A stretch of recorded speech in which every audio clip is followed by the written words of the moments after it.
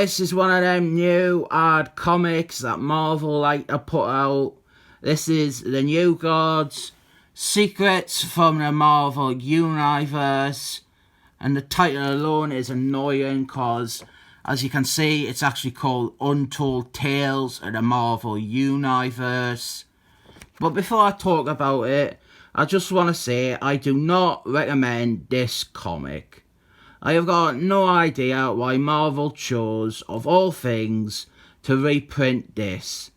It's largely inaccessible to new readers, despite being branded and treated as some sort of a primer. There's now for a newbie to latch onto, so didn't buy this. But now that I've said that, I am so fucking happy that Marvel reprinted this. What this is, it is a reprint of a series of backup stories written by Mark. They are Untold Tales of the Marvel Universe. This is one of the few things that I didn't already have in my collection. I could never justify buying 8 or so random issues of What If, which these were bizarrely the backup features for. I couldn't justify buying about 8 issues for like 6 pages at the back of them. Also, despite them being in What If, these are 100% canon.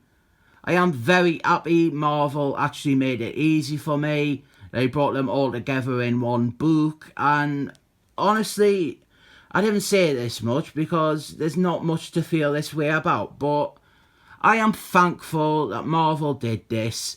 They made me save about 90 quid. We start off with the Celestials and how they created different types of life on Earth. I'm not going to get into the story, or rather the series of events depicted here, because it's pretty deep cut stuff. It's like a Marvel Andy book entry that they have drawn pictures to gun with. Needless to say, I love it. I adore it. This is exactly what I want and what I love. This is another case where this is not a comic for everybody. I'd maybe even say it's not a comic for anybody, but it sure as shit is the comic for me. Mark, he is my favourite writer, and he is responsible for what I love about the Marvel Universe. This interconnected, sprawling mythology, the proper enormous sandbox sort of stuff. A lot of the stuff in this is important backstory for all sorts of things. We've seen how this ties into like the Serpent Heart and the evil Serpent God. And here we have stuff about the New Gods and establishing their ancient history.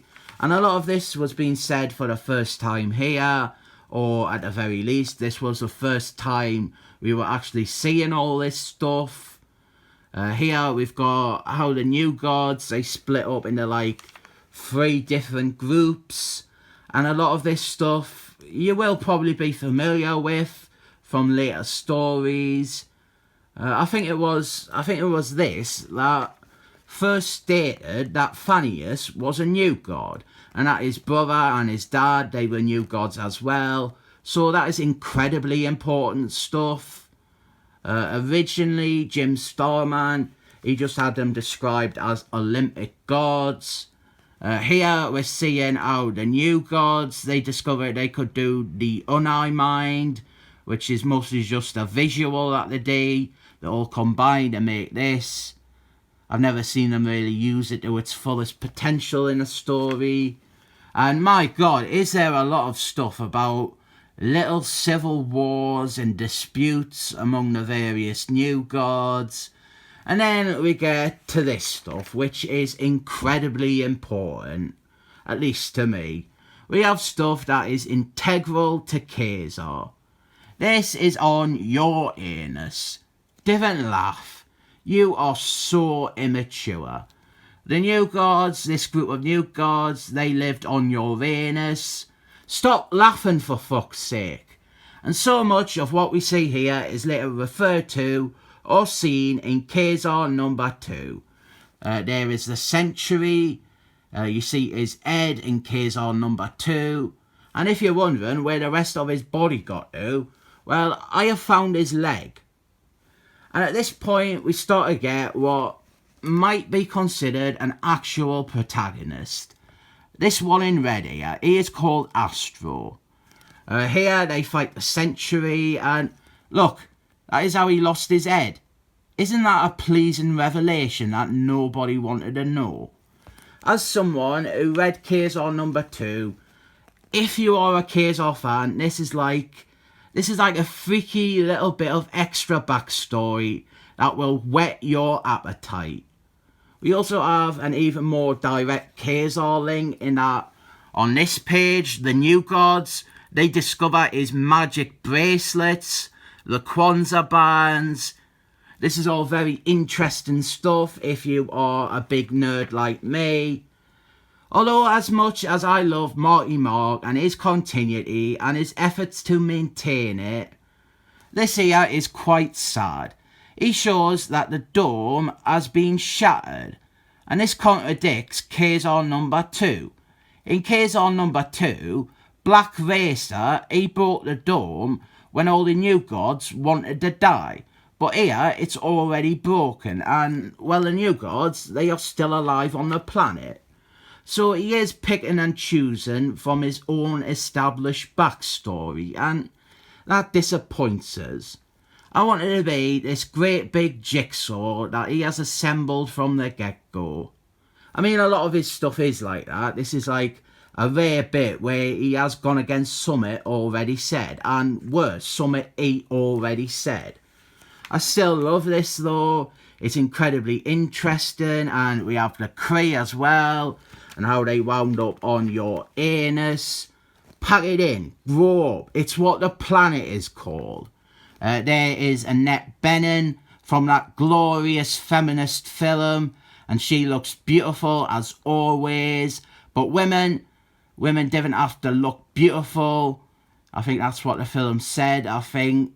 And this is about the end of the story, but then we have 2 more, and they're not by Marky Mark. The idea was this was going to be like a regular backup thing for What If, but they never really stuck at it. Other than Marky Mark, there were only 3 others. There was these 2, and one that isn't collected here by Roy Sternman about the cat people. And these 2 are rubbish.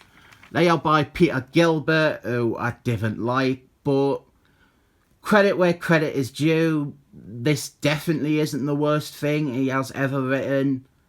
These are completely inoffensive, but absolutely pointless. It's saying that the New Gods and the Unhumans, they are better than the Excellent Men, didn't forget.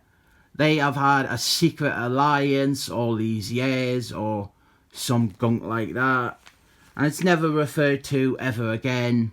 This connection has never been utilised or brought up again, so it's a waste of time, really. I didn't recommend this comic unless you are me, or in a similar situation as me, where you have got 95% of everything Marky Mark ever did, but you have never gotten these backup stories.